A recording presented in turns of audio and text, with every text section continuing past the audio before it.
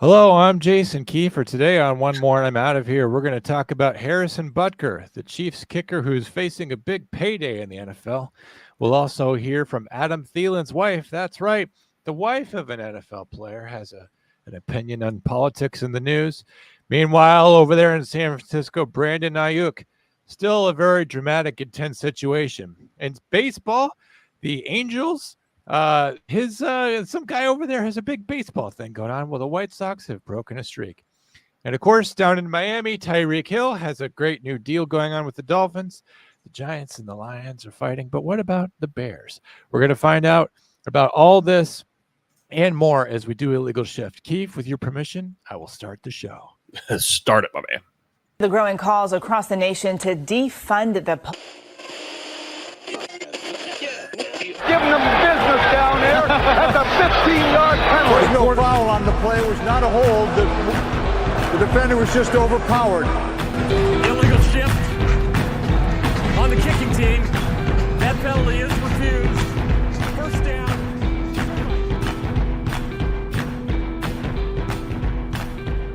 Guns up, giddy up, Wolfpack. Failure to Stop. It's the #1 podcast and platform where we go to entertain and inform first responders and our friends, and we get to depress and annoy all those other people around us. It's also One More and I'm Out of Here, the podcast that's about some other stuff. This is Illegal Shift. This is the show where first responders get to talk about and comment on sports. Folks, we're running a little bit late today. If you're watching live on the YouTube, it's because Keith and I dropped in on a little show called Last Call of the Day, which is a lot like this one, except swap out sports for depressing politics. And that's why I'm having a very hard time facing the day. But here to pull us out of the nosedive of depression and insanity, Jason Kiefer, host of One More and I'm Out of Here, and my podcasting partner with all the fire putter, outer fighter, fighting, fire know-how stuff. Keith, he's a fireman fighter, by the way, somewhere in the Buckeye State. How the hell are you doing today, old man? How are you? I'm good, man. I'm good. Last call was a little bit long, but it was a good one, and always happy to help out and sit in there. But happier to be here with you, sir. Thank you for making me feel special. Addressing those in the chats, we got Brittany Faulkner. She says, "What's this?" As though this was the first time we did it. Brittany, what's going on is that in order to preserve Failure to Stop's algorithm, we are making Illegal Shift the initial broadcast. When we record it, we're going to include everybody in the Wolfpack. So you as a member are being included in this live broadcast. Normally, we would just record it.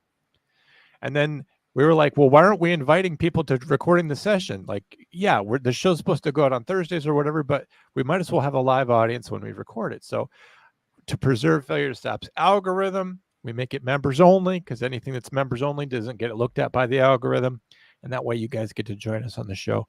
Cupcakes and Cameos can't help but notice that the show was starting late. And she was literally in the other show that we were in. So Cupcakes, how did you expect us to be in two places at once? Wouldn't you have been suspicious if we'd been live in both places? I don't know. She says I could give a shit less about sports. So she does care some about sports, but she's here for the support. So we appreciate you as always, Cupcakes and Cameos. Who else is here? Lawrence here. Murph 530, who just got excoriated in the last show. Eric told him to go eat 12 French dicks, which is frankly quite a bit too many in my opinion. I'm not sure what happened there. Eric does make an excellent point, though, that all of us here at Failure to Stop and One More I'm Out of Here do work very hard to bring you endless hours of free entertainment.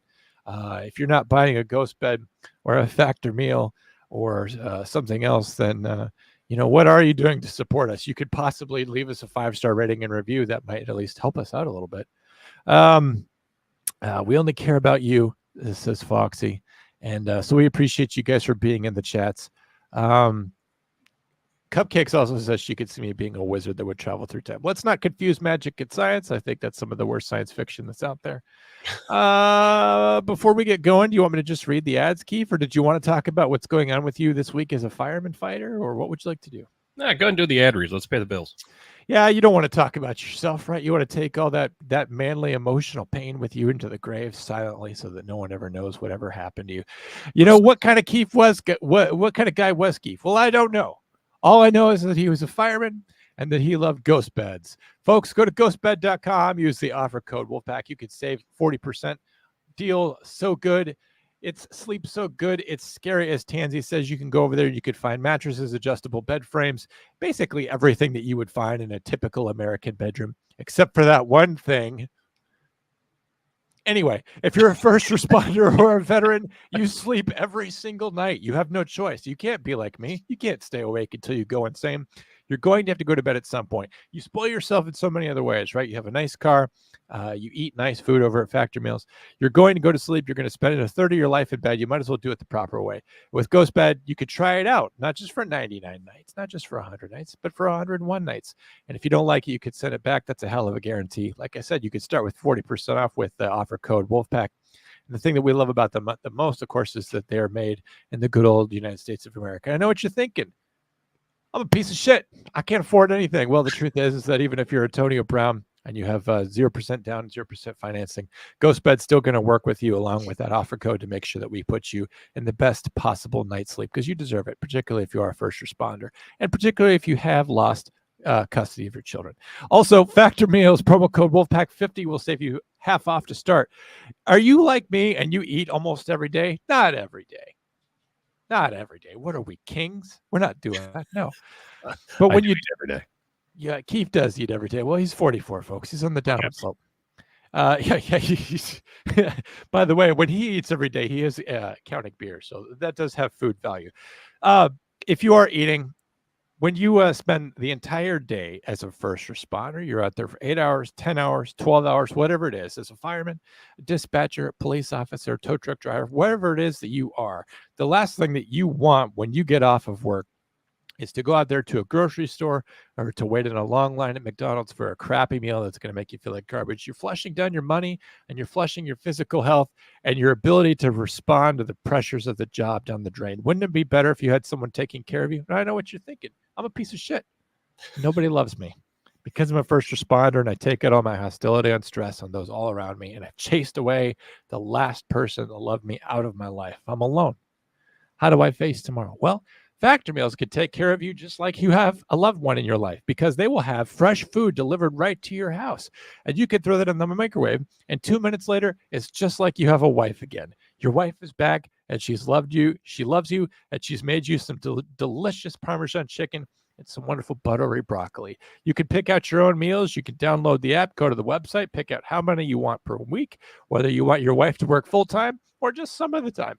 Factor Meals will have fresh, never frozen food delivered to your house, reverse trick-or-treat style, like I said, 2 minutes in the oven, and it's eating fresh. I've got a whole fridge full of Factor Meals right now. They're taking care of me because I am restricting calories. I am trying to change the composition of my body. I am 40 years old. I cannot become a good person, but I can change the way that I look on the outside. And at my age, that's all that matters. And it's the only part of my body, the only part of myself that other people will be able to see. So go over to Factor Meals, use the offer code Wolfpack50. You will not regret it. It is not cheap, but the value cannot be beat in a world full of Bidenomics and soon to be Harrisonomics, or whatever it is we're going to call it. You don't have to look into the abyss of $7 cereal and $9 mayonnaise. You could just have the food brought to your house and save yourself the hassle. We appreciate Factor Meals for supporting us. It's supporting veterans. It's supporting everyone. Thank you, Factor Meals. Keith, let's talk about Harrison Butker. Real quick. I'm going to give a Rob update. Falk was asking for a Rob update. So who the hell's Rob? You haven't seen him in a while. So anybody that isn't familiar with one more, and I'm out of here. Started with 3 guys. And we've slowly been doing some formatting changes. But that's his way Rob, of saying that people are on there dropping like flies. Our buddy Rob fell ill in January and has not been around. He was crushed in an elevator. Sorry, go ahead. He is up and walking around. We actually had him at the pool on this past Saturday, and just having a hard time with his speech. So he's going through PTOT and speech therapy 2 times a week. So hopefully those speech pathways will start lining back up and we'll have old Robbie back. But he's mentally sound. He's there. He's all there and knows exactly what's going on. And to the extent that he ever did. Yeah. Back to baseline. That's fair. So he jumped. Didn't we give this update last week? Was Brittany not here last week? Brittany, where the hell were you last week? Damn it. I don't know. But hopefully we'll have Rob back soon. But still got a little bit of a road to go, but that's our Robbie update. And what's going on with Dan? Did his success fall through? Because I was punishing a little what do they call the little voodoo puppet last night? I was taking the job away from the puppet, hoping that it would affect him. I did get a strand of his hair when I saw him last year, and so I'm just hoping that all his success follows through and he has to come back to your podcast. I made a graphic for this channel that has his picture in it, and now that graphic's going to it's not going to any use because his likeness is nowhere around here to be seen. Well, we'll just have to have you make a new graphic. I suppose so. And how's your new guy? What was his name? Andrew Pringle? Falk, I don't know if you saw it. Falk said, "I can't wait to see what he calls Andrew this week." I can't remember his name. I'm sorry. Pappas. Andrew. Okay, I'm getting closer. It's not 17 syllables. It's not even anything against him. I've just never met him before. He doesn't know my name, does he? Yeah, he does. Oh, well, now I feel bad. Well, that's why I said that. all right. Well, I think he's a great guy. I think he's a great host. I think you guys do a great job. He has my full support. I'm a big fan. I'm just bad at I'm bad at faces, and I'm bad at names too. So I don't know if he's watching this. I don't know if he watches Illegal Shift, but I want you to know, Andrew, it's not personal. I'm bad at being alive, and you just caught up in my life now. And believe me, You're caught up in my life. I like but nobody's happy about it when they find out that they've entered my sphere. So I'm just sorry to you. And you used to be a town selectman or whatever it is that they call them. So maybe you're used to that sort of thing. I don't know. Well, he could definitely take the ridicule because he's. I'm not even ridiculing. He's on a bunch of watch lists. So I'm just bad at it. I'm just bad at being alive. So don't take that personal. Did you want to talk about Harrison Butker? Yeah, let's do it. So who's Harrison Butker? I know what you're thinking, listener of sports. Earlier this spring, he gave a commencement speech in which he said that his wife laid aside all of her plans and became a homemaker and a mother. And it was because of her contribution to those things as a mother and as a wife and as a homemaker that Harrison Butker, dad, was able to go out and fulfill his dreams of being a kicker in the NFL, which is arguably a great way to make a living. And he said that a lot of the young women who were in the class and in the audience who were excited about commencement and starting their new lives would be excited about their new jobs, but that there was probably more than half of the women there would be excited to get married and to have children. And of course, the left, who hates traditional values, who hates conservative ideas, who hates the idea of true feminism, of lifting up women as special, they want us all to be the same so they could never say that a woman is special. They tore him down. They called for the Chiefs to kick him the hell out of there. Unfortunately, the NFL is a true meritocracy, and Harrison Butker happens to be a very spot-on and excellent kicker. And just because he said some things that brought some negative light to the Chiefs are all just like, yeah, really though, Rashee Rice, ran over a guy in Dallas, and we got a whole bunch of terrible shit going on here in the Chiefs. So Harrison Butker didn't even make the upper half of terrible things that happened to the Chiefs this year. So he weathered the storm. The Chiefs got through it. The Chiefs PR people are smart enough to know that these days when something bad is happening, you just keep going. Harrison Butker was really appreciated for his sentiments and his statements. He spoke to a large number of people in America, and his jersey sales soared even though people were calling for the Chiefs to scalp him. Do you see what I did there? I do see what you did there. Very Thank clever. you. All right, so this is breaking news from TMZ Sports, which just, marginally better than this show when it comes to credibility. Harrison Butker becomes the highest paid kicker in the NFL with a new extension. There's a picture of him here, very happy with a big pile of money behind him, which may or may not be an actual picture of him. I don't know. I almost want to half show that picture. I'm going to see if I could do that because it's actually a great. It's that stupid WebP version of a photo. Have you ever seen those before? I'm not sure. You're not really a big tech guy when it comes to the art or correct technical aspects of podcasting. So there's certain formats of images that don't translate, You can't just save them and make them go on to StreamYard here. So give me 1 second. I bet I'll be able to save it here. Did he look like Scrooge McDuck? No, but it does exactly evoke that exact thing. Here, I've got it here for you. Just take me a second. But anyway, it's a picture of him with money, and he's very, very happy about it, because who wouldn't be? If they had a picture of me saying that I had just gotten paid big time, this is exactly how I would look. And I would also stack up the money behind me quite thusly. Here he is. This is him. This is literally the picture from TMZ about him getting his big extension. He's got his $1 million smile there and stacks of $100 bills behind him. If I'd seen that picture, I would have preloaded it. But anyway. You know what I see when I see that picture? Fuck you. Yeah. Fuck you. Everybody that talks shit about me, because now I'm highest paid. In a nice Catholic way, though, right? Yes, correct. In a nice Catholic way. Anyway, Kansas City Chiefs are standing behind Harrison Butker in the short term and for years to come, because the two sides just agreed to a massive $25.6 million contract extension months after he came under fire for polarizing comments made during a commencement speech. The former 7th-round pick negotiated the 4-year contract himself, which means he didn't pay anything to an agent. Good job to him. Making the 29-year-old the highest-paid kicker in the NFL, Butker is now tied to the organization through 2028 and will look to help the Chiefs in their quest for a Super Bowl three-peat.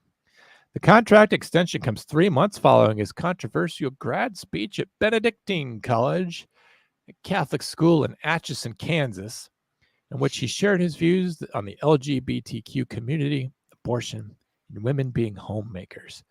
The graphic here says, "Stay home, women," which, by the way, he did not say. Well, it's just them being clickbaitish, right? Well, many online were furious with his remarks, some even calling for his release. People close to the kicker struck by him, including those with the Chiefs organization like Team Heiress Gracie Hunt. I know Harrison. Oh, I thought I was going to be quoting Gracie Hunt. So I just did a terrible impression of Patrick Mahomes. I know Harrison, Chiefs quarterback Patrick Mahomes said amid the controversy. I've known Harrison for 7 years. I judge him by the character that he shows every single day. He's a good person. But that was literally my Patrick Mahomes impression. I'm sorry, everyone. Butker also made the situation awkward for his teammate Travis Kelce. Yes, could you believe this? He's out there espousing traditional good values like be a good mom, take care of your kids. Those things are worthwhile too. Maybe you might be happier being a wife and a mother. And we got Travis Kelce, who's out there with a fake relationship with possibly one of the world's worst people. And we're making it awkward for Travis Kelce? Give me a break. As he evoked the name of his girlfriend, Taylor Swift, during the speech. Of course, he can't do anything without mentioning Taylor Swift. Kelce said he cherishes Butker as a teammate, but couldn't agree with most of his opinions. When it comes to his views and what he said at the Benedictine commencement speech, those are his, Kelce had. I can't say I agree with the majority of it. My mom, she left us. She left us at a gas station. She said she was getting cigarettes and she took off. That's the kind of mother I respect. Kind that ain't around for her kids. That's what I want in a mother. I hope someday when I knock up Taylor, I hope she leaves me with the kids. I hope she doesn't help raise them, nothing. Why would she be a good wife to me? I don't want that. I love the fact that you made Travis Kelce sound like an old Civil War general. Guys, I have not slept at all. He says, I can't say I agree with the majority or about any of the outside of just him loving his family and his kids. The Chiefs were clearly unfazed by the PR nightmare he caused this offseason and are now hoping he can help deliver another Vince Lombardi trophy to their building. Again, he was hardly the worst PR disaster that the Chiefs faced in this truly disastrous offseason. Guess what I would like to see is good for Butker, good for his bonanza of bucks. I'm very happy that the Wokes did not get what they wanted with him being fired and that he's getting paid instead. This is exactly what you want to see. I'm not a Chiefs fan. I never will be a Chiefs fan. In fact, the Dallas Cowboys were formed despite the Chiefs. But if there is any kicker out there that I truly like and admire for being unafraid to say what the truth is and what's in his heart, it would be Harrison Butker. So I'm surprised. I'm surprised to see him out. Yeah, he's getting paid a lot for a special teams player and for That a is kick. a shit ton. And the fact that I just had it up. I was just looking. Justin Tucker. I mean, he gets paid well, but he hasn't gotten a contract like that. Yeah, Tucker, His is- for those of you who don't know, possibly the best kicker in the history of the NFL. It's possible. 4-year, $24 million extension and 22 with $14 million guaranteed. Yeah. And can you believe that Butker negotiated this himself? Yeah, that's even more impressive to me. Because Guys, you know, I'm 40 and I can't ask for a raise. well, I figure, I mean, if you're going in sitting with all the upper echelon of the team, their attorneys, you know, I'm sure it can be intimidating. Now they act all buddy, you know, I'm sure. And then as soon as the number comes out, they're like, yeah, that ain't going to work. And then you're like, oh, shit. Okay, well, I'll take 10 times less. No, he had the balls to go in there and get this deal done, and to do it without an agent or an attorney. That's impressive to me. I'm just very happy for him that things seem to have paid off. It seems like special teams players are just happy to be there. You know, they have some of the shortest shelf life in the NFL, particularly as a kicker. Like there's a guy named Brett Maher who kicked for the Cowboys. He set several franchise records, but man, he have some poor postseason luck. He missed 3 extra points in a game, and then he went off to Denver. And now the guy's he's working at a grocery store. It just seems to be like how it goes for those guys. And in case in point, if Butker has a bad season, if he goes out there and is he's missing, they'll put him on the bench. He's still going to get paid, luckily for him. But he'll be out of a job in no time. It seems like a kicker's job is always contingent to whether or not they make or miss their next kick. Even a guy like Mason Crosby, who kicked very well for the Packers for years and years and years, he kind of went on a bad tear. And the fans are they have no loyalties to a kicker whatsoever. Just ask the Minnesota Vikings. Yeah, there were kickers, and this doesn't get out in the news in Minneapolis because of all the bad stuff that goes out there. But there was a game versus the Seahawks a few years ago in the postseason where it came down to the kick at the end of the game. Kicker misses. He left the stadium. They tore him limb from limb, literally.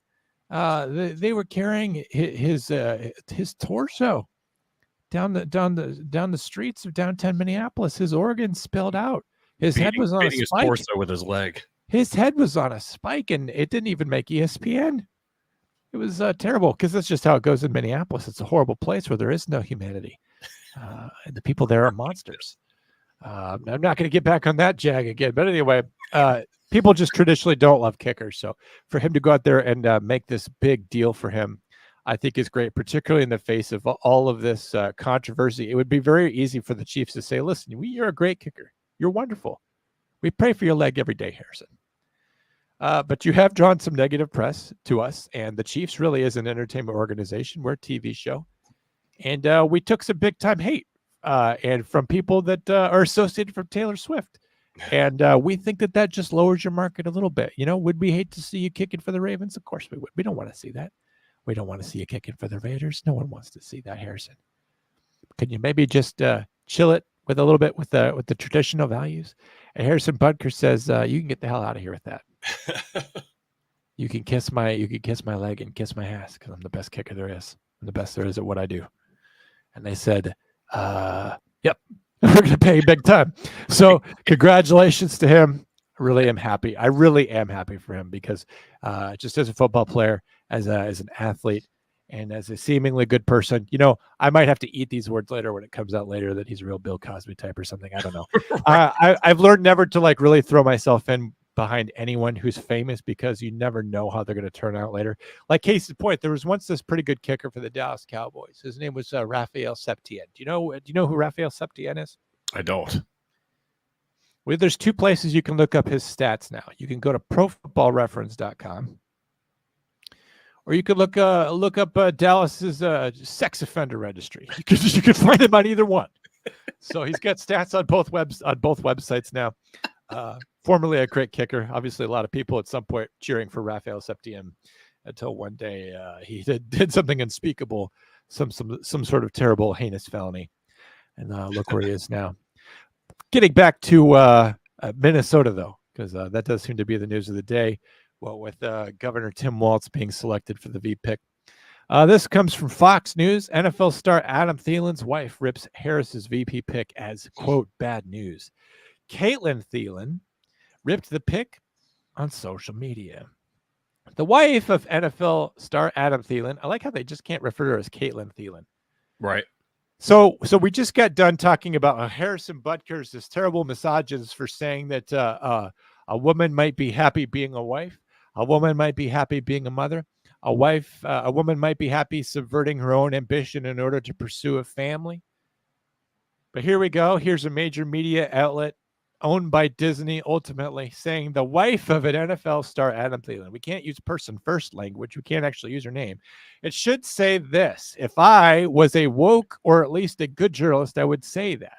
It has her name kind of up here in a subheading or whatever, Caitlin Thielen, but it should say Caitlin Thielen, the wife of NFL star Adam Thielen, appeared unhappy with Vice President Kamala Harris's pick for her running mate on Tuesday. Harris, the presumptive Democratic nominee for president, chosen by no one, chose Minnesota Governor Tim Walz, lunatic, reckless communist, as her running mate. Harris is expected to be confirmed as the nominee to run against former President Donald Trump at the 2024 election and the Democratic National Convention later this month in Chicago. Trump says Senator J.D. Vance, Republican of Ohio, is his running mate. Caitlin Thielen responded to the news on X. Quote, "Oh man, bad news. He has run Minneapolis into the ground," she wrote. Walz was the governor during the Minneapolis riots and the police-involved murder of George Floyd. Adam Thielen played for the Minnesota Vikings for 9 years before joining the Carolina Panthers the 2023 season. This is, again, where it has the weird stats at the end. He has 633 catches. He has a whole bunch of yards, 59 touchdowns, and Pro Bowl selections. Harris explains why she picked Walz. "It's personal," she said. "He grew up in small town Nebraska, spending summers working on his family's farm. Yada, yada, yada, yada, yada. His father died when he was 19. Family relied on Social Security. They lived on the dole. They were a bunch of money-grubbing freeloaders. And their survivor benefit checks what they used to make ends meet. They depended on government, and they're ultimately what we want everyone else to be, willing to sacrifice their independence and their freedom for convenience and subservience to an all-powerful state, which can check and control their thoughts." At 17, he enlisted in the National Guard, and he served for 24 years. He used his GI Bill, again, more taxpayer money, to go to college and become a teacher. He's not some sort of huge fucking chump for going to college and spending all your money so he could just become a fucking teacher. No, that's what we want. We want him to go and become a teacher, and I presume become a government employee. He served as both a football coach and advisor of the Gay Straight Alliance. If there's anything that Nebraska does well, it's aligning gays and straights. Harris said she wanted to share his background because it's impressive and blah, blah, blah, and he worked with. What are we going to get back to Caitlin here? Right. This is all about Harris. This is all about Walz. Why are you framing this through Caitlin Thielen saying this is bad news? This is what he did to Minneapolis, and then not mentioning her at all again. We don't mention her name at all, except as the wife of Adam Thielen, and then it's all about from there. It's all about Harris. So that's the mainstream press for you. But Caitlin Thielen, someone that had to live in Minnesota, and she didn't like it. That's what you guys need to know. Go for it, Keith. No, I find it absolutely amusing that they started out that way and then don't even say why she thinks it's a bad choice outside of what we talked about on last call and what's out there, but her actual quote, her perspective, they don't say any of that. Minnesota. Well, we were talking about mainstream media and how it's so skewed now. Minnesota is a nice place. It's full of nice people. They have their own cultural identity. They eat this thing called hot dish. It's got a lot of tater tots in it. It goes in the oven. It's wonderful. They got Bay of the Blue Ox, as I mentioned. They got 10,000 lakes. You can go up there and you can catch walleye. You can catch northern pike. You can watch the Packers kick ass. It's a great place. It's a wonderful bed. that Tim Walz has pooped. I'm sorry, but he has ruined Minnesota. It is a terrible, awful. There's a reason why it's one of the most liberal places in the country. Like, what do we got? We got Massachusetts, California, and Minnesota. Why is Minnesota one of the big three? It's because of this guy. And yeah, he was installed by the Democrat Party that's there in Minnesota, which is a very liberal place. Thanks to all the people who have immigrated there and who have moved in there. And just because it's a big city there in Minneapolis. But he's definitely a puppet for the far left. He's a far left guy himself. And he means to bring that far left thinking to this country. And if you think of this country as a nice big ghost bed, he's going to poop in that as well. And Caitlin Thielen knows it. He's going to pull an Amber Heard. Yes. Thank you for that wonderful callback. So Brandon Aiyuk to the Browns. This is every offseason, there's always something, right? We always have some trade rumor, some high-profile guy. I think even wasn't Deebo Samuel doing this last year, the year before, where he didn't want to play for the 49ers either. 49ers team pretty well set up to win the NFC. And there's always some player that wants to say, I'd rather be anywhere but here for whatever reason, because he thinks that like every single one of these players thinks that they're the solution to this team, that they just can't be quite the same without them.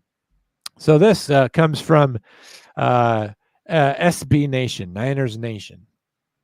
So this is like their website or whatever. It's got like a weird logo. It's got like a football with like two like pickaxes crossed behind it. Could also be like, I don't know, like because it's red and gold. It could also be like Communist Football League or something here. I'm not sure. Kyle Shanahan and Brandon Aiyuk situation. Nothing has changed as of 12:30 p.m. on Tuesday. So that's right. Brandon Aiyuk watch day 100. Nothing has changed. And yet somehow this is in the news. For some reason, when you Google NFL news, Brandon Aiyuk situation, nothing has changed is news. Folks, this is anti-news. It's the opposite of news. There's no reason to talk about it. If the situation hasn't changed, if the situation is status quo, then there is no news. And yet, here we go. Unsurprisingly, San Francisco 49ers head coach Kyle Shanahan was bombarded with questions about Brandon Aiyuk and his ongoing trade saga. Shanahan said there's a scenario for anything and wouldn't rule out any outcome. Here's what he said when he was asked about Aiyuk's situation and whether it needs to be resolved pretty soon. No, I mean, we also have a football team and a football season to play, so I guess it would be nice if it was resolved at some point before then. We are doing preseason right now. He does play for this team, and he's being paid. But no, if you wanted to know so badly, this stuff does take time. Every day I hope it gets resolved, but I have no timetable on it. Didn't surprise me coming into this. I'm going about coaching the team, getting them ready for week 1, and hopefully it'll get resolved sooner rather than later. Kyle didn't dance around the question when asked if the 49ers are better off without Aiyuk. Brandon's a great player. So it's real hard to be better when you lose a great player. Hello. That would be obvious. So we've got to look at anything, everything. We've got to understand the situation we're in, what that looks like. And that does take time. Hopefully it'll all work out. And the best for him and the best for us in the long run. Are you guys not aware that Dak Prescott is still headed towards free agency? I bet you guys are sad that you're not in Dallas and that you're here in San Francisco. Hopefully we can cover this up and hopefully something more stupid and more terrible comes along so that you stop asking me these stupid questions. There isn't a scenario that exists in which the current teams reportedly doing business with the 49ers where they'd come out ahead after moving on from Aiyuk unless they're getting back Myles Garrett. You already knew the answer, but Shanahan wouldn't discuss specifics without contracts or offers when asked if this past May, at the last time both sides had discussed an extension. I'm not going to get into any specifics about that. No offers, contracts, trades, or anything like that. But what I can tell you is that nothing has changed, God damn it. Nothing has changed. Leave me alone. I know there was a lot of stuff out there yesterday, but nothing has changed. God damn it. Nothing has changed. A reporter raised his hand. Has the situation with Brandon Aiyuk changed at all? And he said, God damn it. And he threw the podium into the crowd of reporters. That would be awesome. Leaving at least one person without an eye. You could tell that Shanahan is empathetic towards Aiyuk. He wants him to practice and play. He continued to double down. How nothing has been fucking resolved. Oh, he hopes that changes. For the love of God, I have been on this point for a while. Nothing is new. You are always fucking asking me, and you're always disappointed. You cannot keep hold of all your players from season to season. You cannot control when it's going to go right or not. I don't like losing anybody. That's why I'm hoping it works out, but I'm just the fucking coach. We don't have it solved yet. The man holding a rag up to his bloody eye socket raised a pen. Do you know if he will be traded to the Browns? At that point, Shanahan stormed out of the room, pulled the fire alarm, and the reporters were forced to evacuate the building.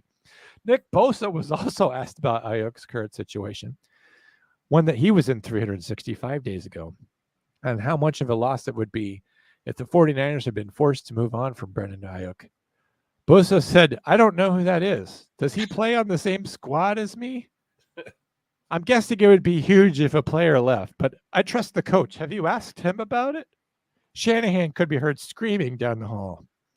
Shanahan says that he's planned for everything except for reporters who could never let an issue go. It's a good thing that Aiyuk was in the building on Tuesday and present for the meetings. Otherwise, Shanahan would have killed all of them. So as of this minute, the 49ers walked off into the practice field. Nothing has changed. I have just refreshed the screen. Just wanted to bring you guys the most up-to-date information. Nothing has changed with Brandon Aiyuk. Just Your letting you know. storytelling abilities are epic. I felt like I was there. I could Oh, see for them. fuck's sakes, why do we keep beating this to death? Nothing has changed. That just shows you that there's nothing to talk about this offseason. There really is nothing controversial at all. And we're suffering too. Like, we don't have anything to talk about. Like, I'm going to talk about the Olympics. I don't want to talk about the Olympics. Yeah, because you have to. Honestly, the Olympics make me want World War III to come because I think that's the only way that we can go back to solving which country is the best.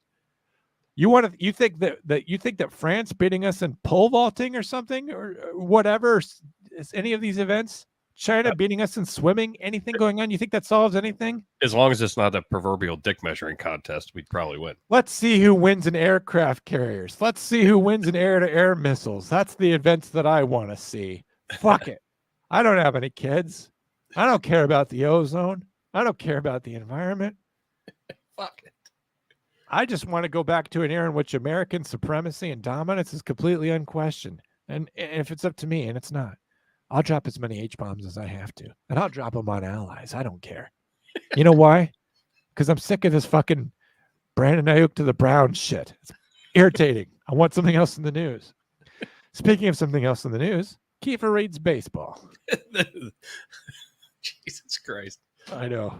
Thanks. This is Throwing me right you there. you wanted to mention that this guy who plays for the Angels, he threw something at 104.7 miles an hour. JD Martinez, Anaheim Angels. So I leave it to you. I can take a break. I could put in some eye drops and smoke a cigarette. Go ahead, Keith.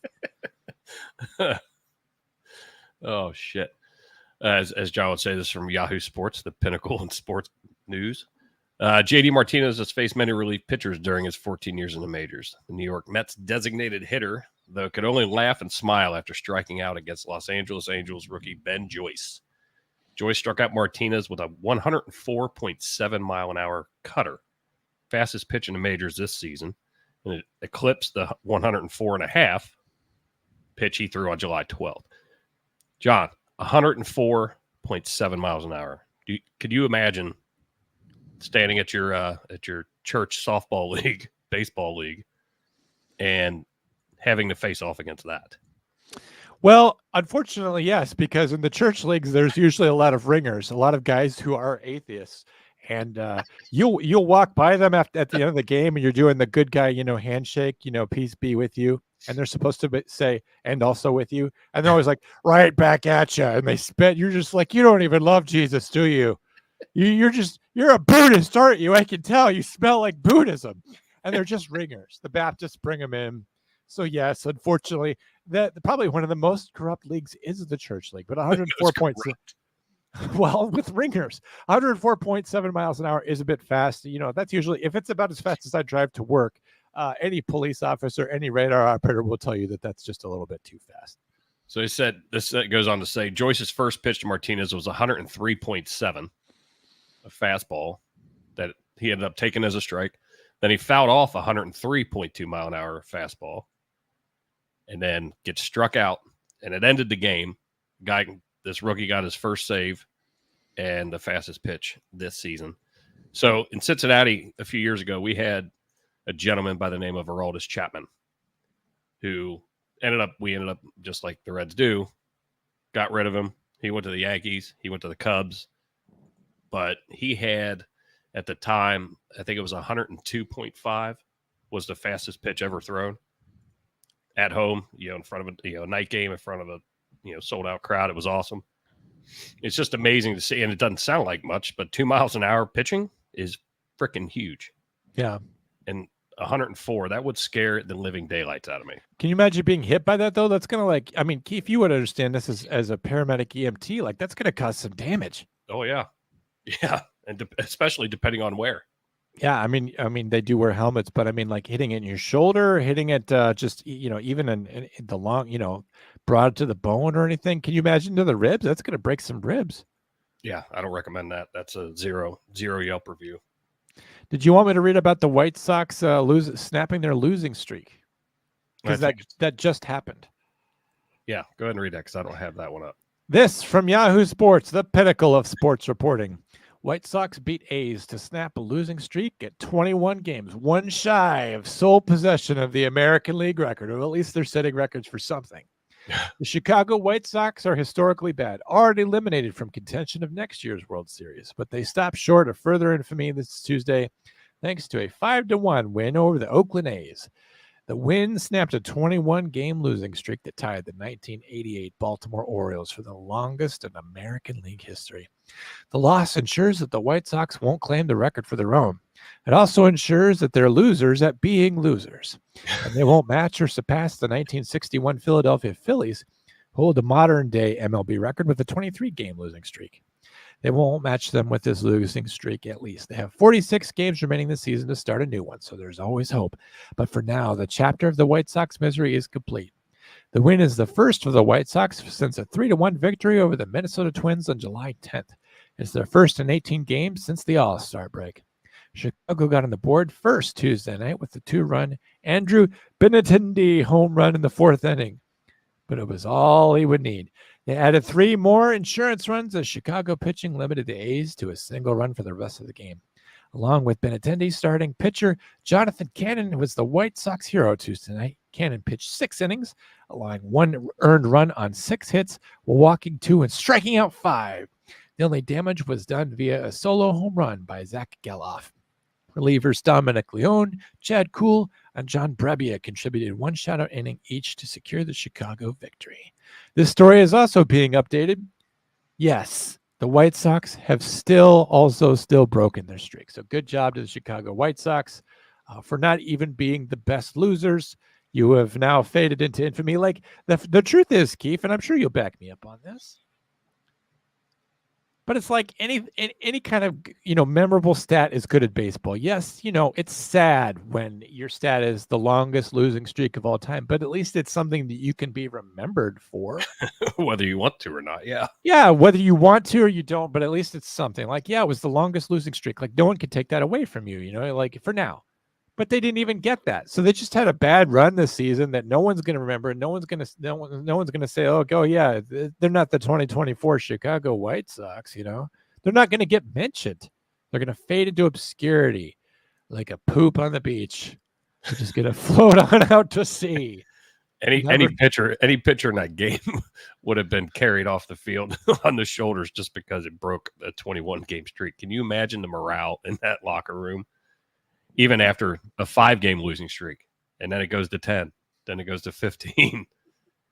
I mean, people are probably bringing guns to the fucking locker room. Yeah, it's no more calls for violence, Keith. It's coming from you. Yeah, coming from me. I did call for World War III earlier today. Folks, take to the streets now. You still have the advantage. The survivors will get their retaliation in first. Oh, the gentlemen are dead.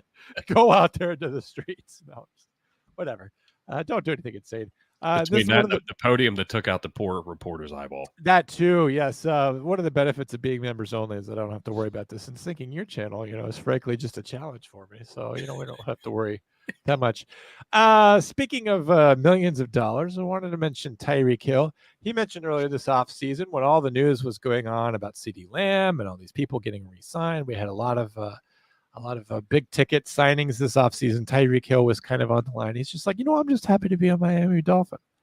I think I look great in that Dolphins aqua and Dolphins orange. I think they're my colors. And I can't help but notice how much it makes my teeth look white. He's just saying all these really nice things about the Miami Dolphins as if Goes with all my jewelry.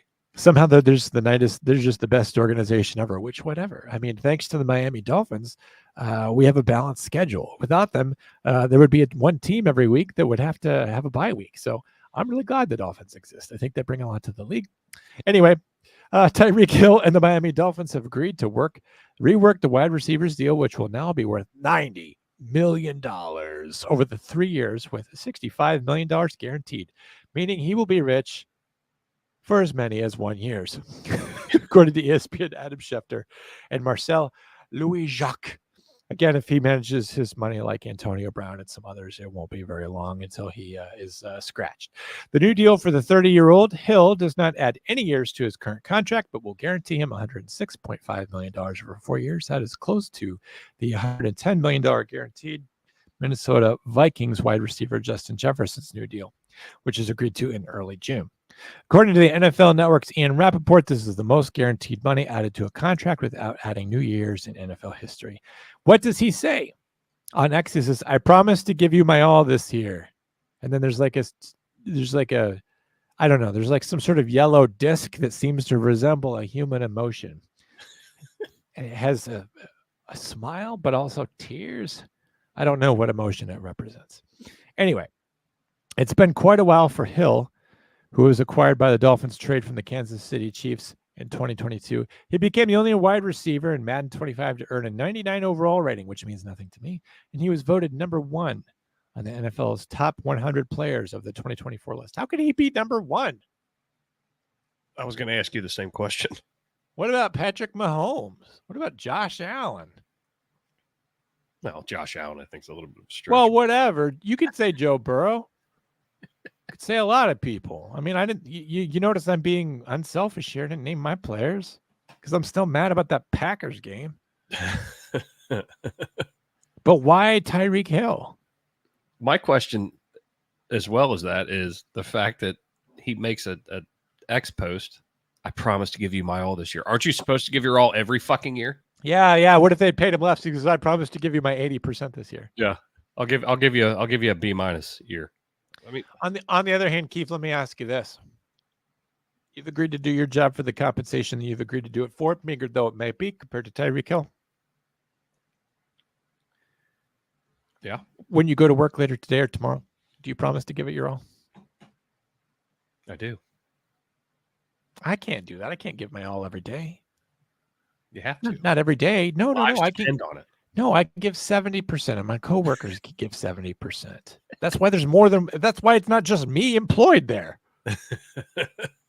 I don't think it's reasonable for someone to go out and say, I'm going to give 100% every day. We're human beings. We're not machines, damn it. We're not machines. I'm not a computer. I'm not a dispatching machine. I'm a human being, damn it. I'm a yellow disc with tears and a curve on it. I have feelings, allegedly. I don't know. You sound like Will Ferrell in Anchorman. I'm stuck in a glass I'm case. stuck in a glass case of emotion. No, but I mean, I think he's showing some gratitude, which is nice. Because you're the one that gets all mad at divas. Like if I said to you, I'm reading a report here, Keith, that says that Tyreek Hill's a bit of a diva. He's like, these people make me so goddamn angry. They make me so angry. And you would just throw all your podcasting equipment on the floor and there would just be static on your side. You hate divas. This guy's not being a diva. He's saying, I'm going to go out there and give it my all. I will give you that. I will give you that. And he's actually seems like a gracious person when you see him in interviews. He isn't, he's flashy, but he's not overly in, the interviews that I've seen. But I just, when you put that down, I promise to give you my all. Well, just because you got a big fat fucking payday, I don't get it. Don't get it. Would you have been happy if you said, I promise to like take full advantage of this payday and that I will make good financial decisions? Yes. Don't I'm be gonna- broke. Don't be broke like the other retired fucking NFL players that we talked about. I'm gonna invest heavily in crypto and make sure that this money is safely secured in a Swiss bank account. Like, would these posts have been better for you? I'm investing in a business venture. It's a place called the Bada Bing. You know what I would have liked to see on X from Tyreek Hill when he got paid? Some kind of update on the Brandon Aiyuk situation. It would be nice to know what the hell is going on over there. Perhaps Tyreek Hill knows. I don't know. If he could have commented on that, I would have appreciated. Here's the obligatory stats section. Hill had 1,799 receiving yards, 13 touchdowns. Both were tops in the NFL. 112.4 receiving yards. I don't see anything about Pro Bowls here. His network reworked contract will keep Hill in Miami through the 2026 season. He's committed along with fellow wide receiver Jalen Waddle and quarterback Tua Tagovailoa, who are both tied through the team through 2028. I mean, it definitely was a great deal for Miami to have those three, all for a few years, because that trio is fucking tough.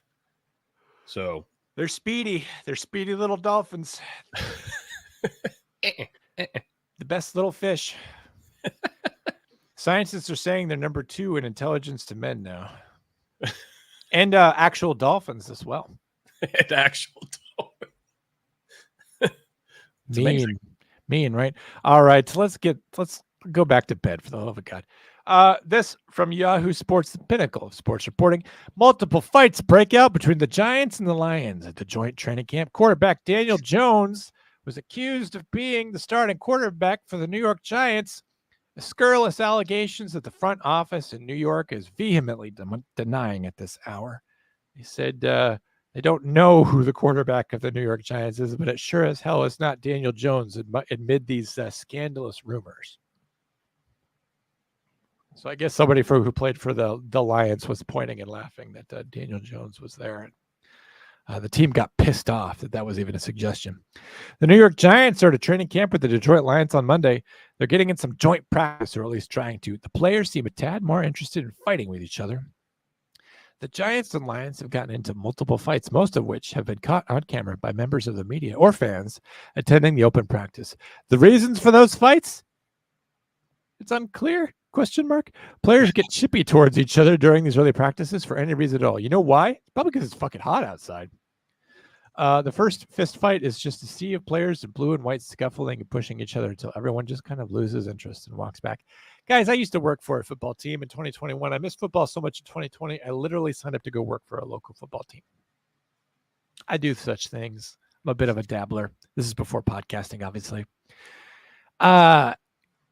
That's just how it is in practices. Guys get chippy and they kind of push each other. And they're competitive and they're hot and they're tired and they're grouchy. And frankly, coaches want to see this. They want to see aggression out there. They want to see people not taking shit. They want to see people giving shit. They want to see this. So a little bit of this is a little bit of that drama that you see in hockey. Do you think guys who play hockey actually want to kill each other? And before you say yes, I just want to let you know that hockey is absolutely as made up as wrestling is. So the answer is no. Here's a fight. I don't need to play this. It's just, well, I don't know. Should I play this? You want me to show a little bit of it? Yeah, try it. I mean, that's kind of the whole point of, going to a thing that we're doing, is that I can do whatever I want now. I wonder if I can show this a little bit bigger. Is this getting bigger on the screen? Is this helping?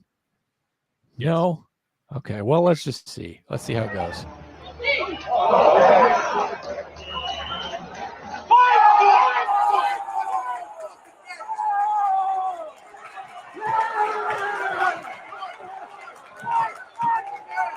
All the animals screaming. I like the audience screaming, fight, fight, fight, fight. Right.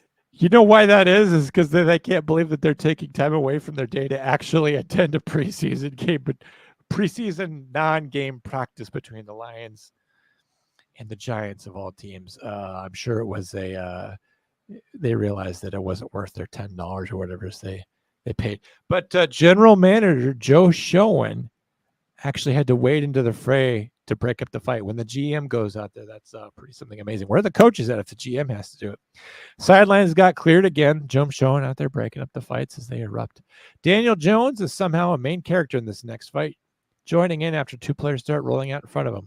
A coach desperately tries to pull him out, trying to save the health of their expensive quarterback, who wasn't healthy for much of next year. Should I try to show this one? Try it. See what happens. Let me see. Let me see what we got here. So this is the one that has Daniel Jones in it.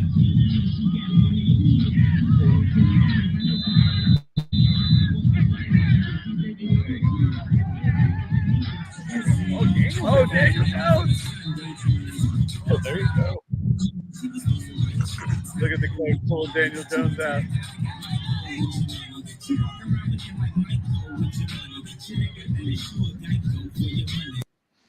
So I don't know if you could see that at all, but basically some football play took place.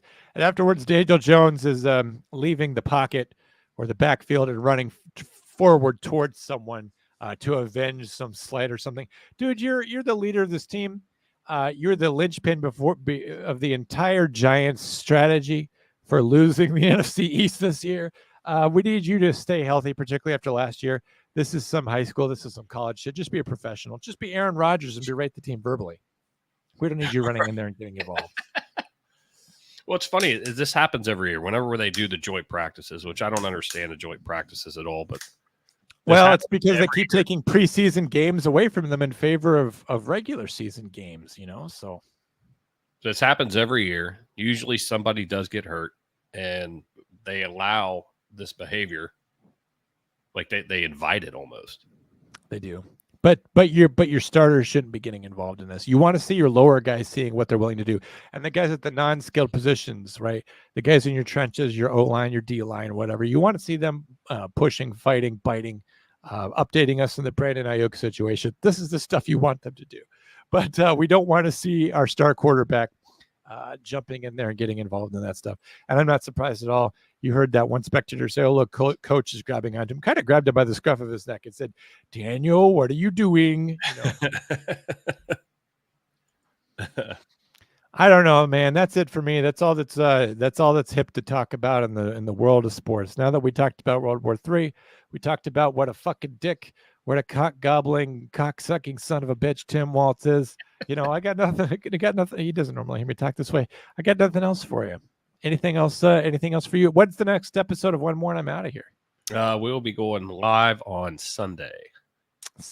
What will it be about so that I could just go ahead and get your thumbnail done now? I'm not exactly sure yet. You're not sure yet? I will give you plenty of notice. I'm guessing it's going to be about an update on the Brandon Aiyuk situation. So I'll probably just come out with a thumbnail of Mike Shanahan with an exclamation point over his head and a question mark just to keep it legal. Right. I'm sure that's what I will get is a Brandon Aiyuk thumbnail. And he'd be like, oh, just kidding. All right. So we will see you back here on Sunday with another episode of One More I'm Out of Here with Jason Kiefer and Antonio Antonio Pumpernickel,